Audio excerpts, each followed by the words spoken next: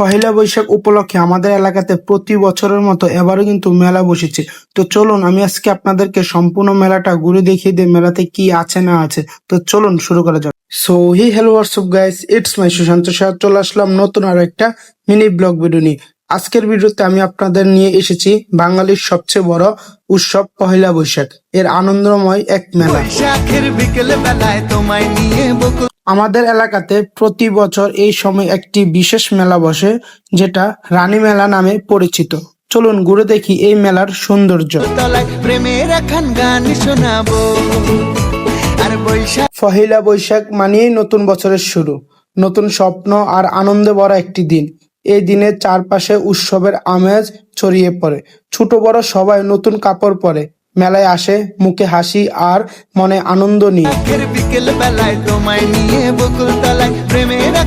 আমাদের এলাকার রানী মেলা যেন এই আনন্দকে আরো কয়েক গুণ বাড়িয়ে দেয়।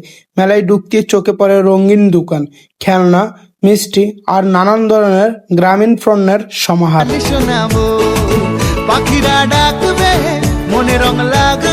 এই মেলায় আছে সবচেয়ে আকর্ষণীয় জিলাপি, ফুচকা, চটপটি, সবকিছু যেন আরো বেশি মজাদার লাগে এই উৎসবের দিনে। চারপাশে মানুষের ভিড়, হাসির আর আনন্দ, সব মিলে এক অন্যরকম অনুভূতি তৈরি হয়। মেলার সবচেয়ে আকর্ষণীয় জিনিসই হলো নানান রঙের মাটির খেলনা, ঘোড়া, হাতি, পাখি আর ছোট ছোট গাড়ি।